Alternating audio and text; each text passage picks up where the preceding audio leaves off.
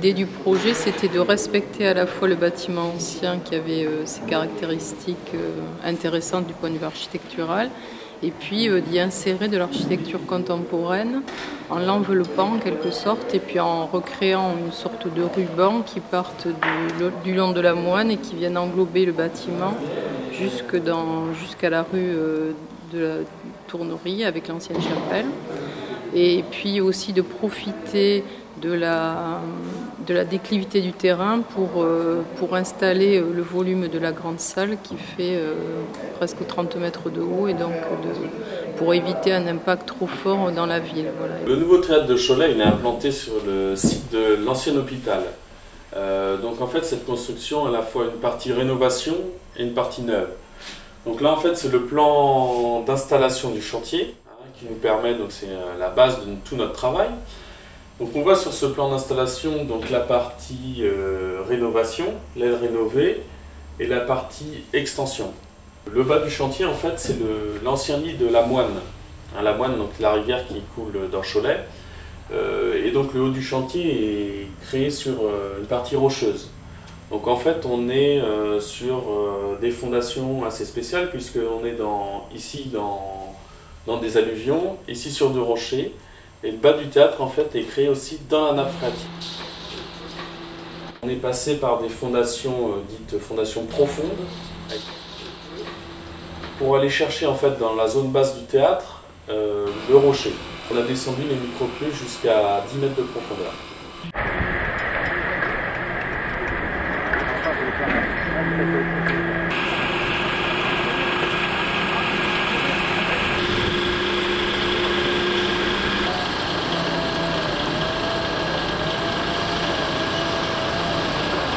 Le théâtre, c'est comme si c'était un bateau.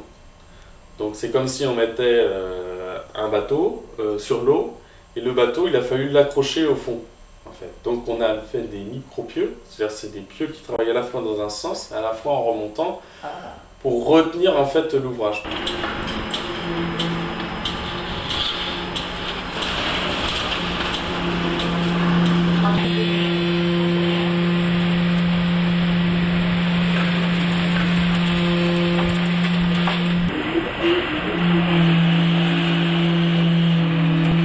La présence d'eau aussi va nécessiter une étanchéité en fait de l'ouvrage, puisque pendant les mois d'hiver, il est possible que la nappe remonte et qu'on va avoir 2,50 m de hauteur d'eau en fait tout autour de l'ouvrage. Voilà, donc il faut créer en fait un ouvrage totalement étanche. Le deuxième point assez spécifique de ce chantier-là, c'est un voile courbe incliné. Alors faire un voile courbe, c'est pas simple, mais alors incliné, c'est encore plus compliqué. On remarque ici une première ligne, cette courbe-là en fait, qui est le fond de la salle, donc il y a un voile courbe vertical, et on a une autre courbe ici, donc qui vient rencontrer la première, un endroit de jonction, et ce mur-là en fait il est incliné. C'est-à-dire qu'à ce point-là, on a 2 mètres de faux aplomb entre le bas et le haut. On a pris une option en fait de créer ce mur avec des panneaux préfabriqués en béton. Donc il a fallu en fait imaginer tout le système de construction.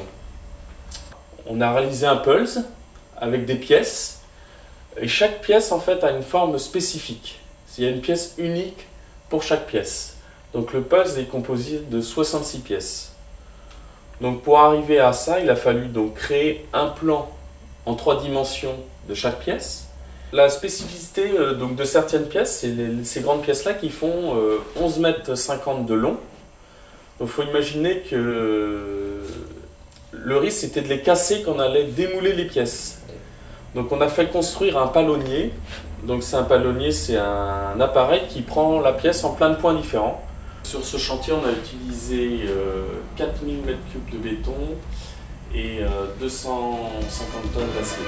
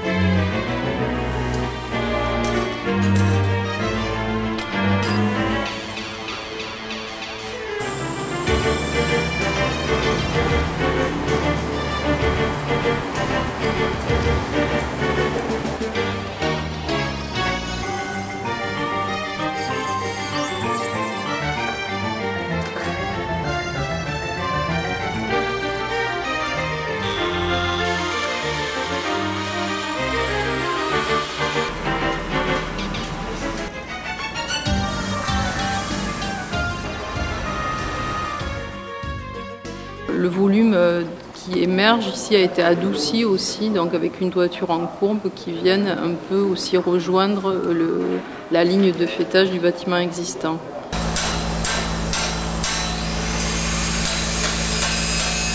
La conception, c'est déjà d'avoir un très grand volume sans aucun point porteur, donc d'avoir des très grandes. On a 3 grands arbalétriers qui traversent la salle de part en part et qui permettent d'avoir une structure, une grande toiture et une structure vide qui permettent d'installer la salle.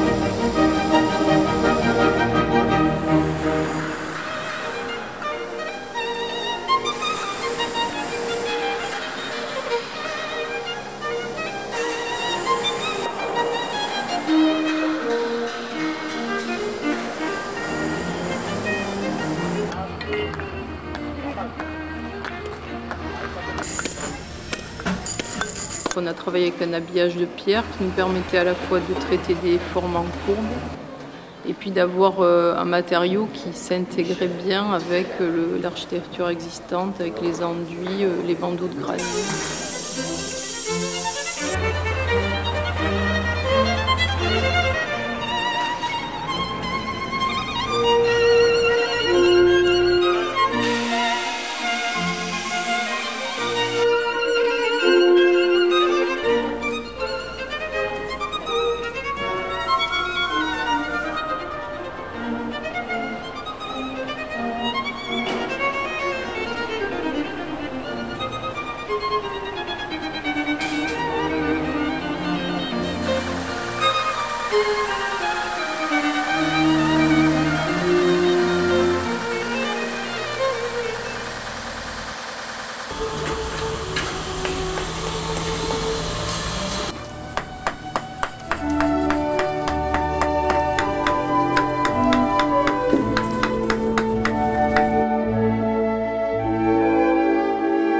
La chapelle, elle fait partie de l'ensemble depuis le début. Et là, dans cette tranche-ci, on a réhabilité les façades. Donc on a repris tout ce qui était contrefort, enduit. Et on a refait les vitraux, puisque des vitraux avaient été démontés et mis en sécurité. Ils ont été refaits à l'identique.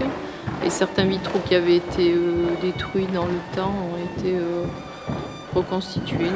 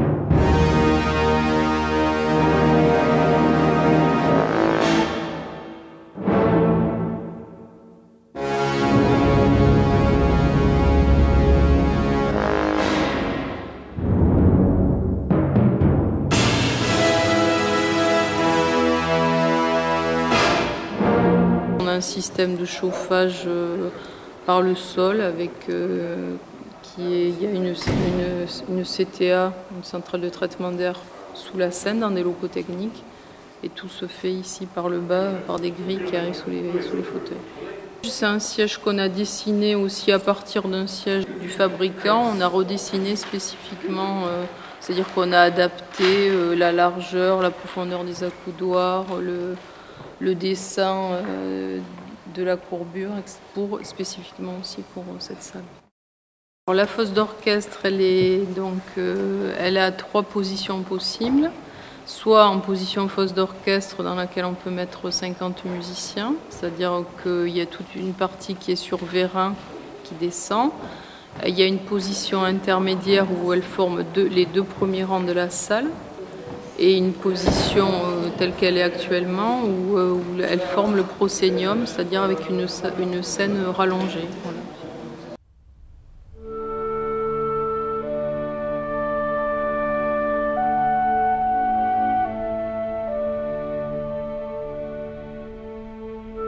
On a une cage de scène qui fait 27 mètres en tout. On a des dessous de scène de 2,80 m avec un plateau de scène qui est entièrement détrapable. Ensuite, on a 3 niveaux de passerelle et un grill de scène et un faux grill et avec des porteuses, tout l'équipement qu'il faut.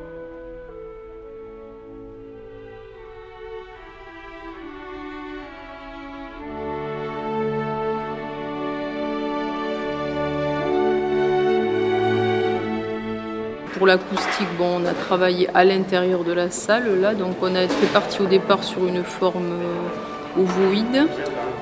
Dans une forme comme ça, ovoïde, c'est toujours un peu compliqué de gérer le son pour pas qu'il y ait des ricochets.